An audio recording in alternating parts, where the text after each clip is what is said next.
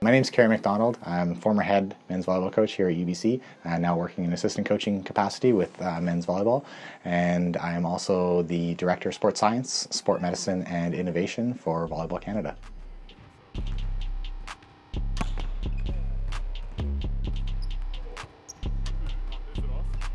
So we use radar gun a lot in both settings, in both games and in practice, and we record it in a laptop, and we can chart it all out, and we start to understand what are optimal ranges and velocities for each athlete, and develop a bit of what we call a serving profile for every individual, and understand where their velocities are best and what they hit from a velocity perspective. In practice, we're really using it as a training tool and an information piece. So we have it out in practice. We are constantly giving the athletes feedback on it so they understand what the velocities are of all of the serves that they hit in a practice environment. And then we do the same thing in a game environment, but we actually give them a lot less feedback in games, but we still capture it all. So this is what our individual serving profiles look like. So what this means is this is kilometers per hour. So as this player hits the ball harder, the blue line is the most important. This is our probability of earning the point. So if he hits it at 70 kilometers an hour, we have a 48% chance that we're going to earn that point. Whereas if he hits it at 55 kilometers an hour, we only have a 38% chance of earning that point. And when we get to this 80 zone, his error rate just skyrockets. You know, it goes from being 35% to 57%. So our odds of winning that point go way, way, way down. So this allows us to understand for him, you know, last year he's a guy that we want to serve between 70 and 75 kilometers an hour. A couple funny things happened when we started doing this. One, we set a national record last year in service errors, so we missed more serves than any other team in the country.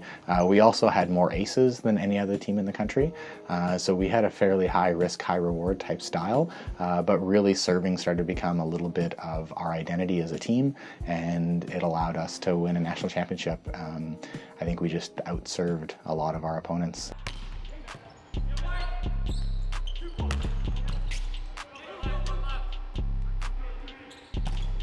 So the athletes wear a vert device, which is a accelerometer and gyroscope. It's an inertial measurement unit that they wear around their waist for every single training session that we have and every single game. And really what that allows us to do is record all of their jumps, how high every single jump is, the impact of every single jump on land, and really we use that primarily to measure our total training volume, so how much we're jumping within a session. That is our cumulative way of looking at all of our training load. We take that data from every single session that we have, aggregate it all together, and we start to look at trends over time. So each player kind of has a bit of a threshold on what we kind of consider maximums for each individual. We utilize a tool called an acute chronic workload ratio to try and give us a guideline of what that is. And what an acute chronic workload ratio is really looking at how much we've done over a short period of time, over the previous kind of week, as how much we've shocked the system in our acute setting, and compare that to how much they've done over the previous month or 4 weeks, which is kind of our chronic setting. And we take a division of the average between those two.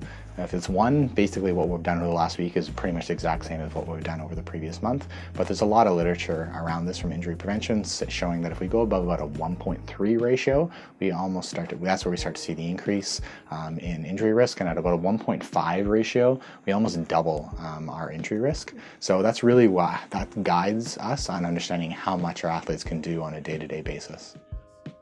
We've been collecting injuries here at UBC and within the athletic department for a number of years. I know that within my 2 years here in the head coaching capacity, we saw a significant decrease in the number of physiotherapy hours that were required. I believe it was around a 30% reduction in physiotherapy requirements.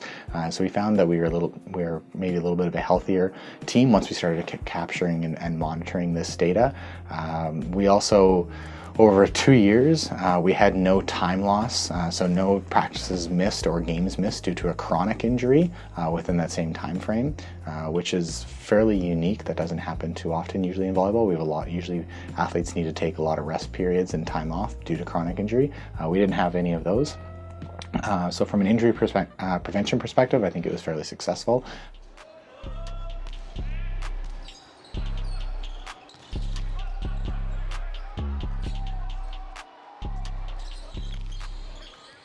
I'm really passionate about the use of science to advance performance. I think that there's ways that we can continue to improve that and incorporate science into our daily training environment. And I hope that that is something that stays within the men's volleyball program for years to come. And I know that other programs within, or other teams, I should say, within the athletic department are also doing the same thing. And I think that's great. I think we have a phenomenal academic resource on campus that we can continue to tie into to further enhance UBC athletics. And I hope that maybe I've started that a little bit, or maybe kind of taken it in a different direction than it was going before. But yeah, I hope that maintains for years to come.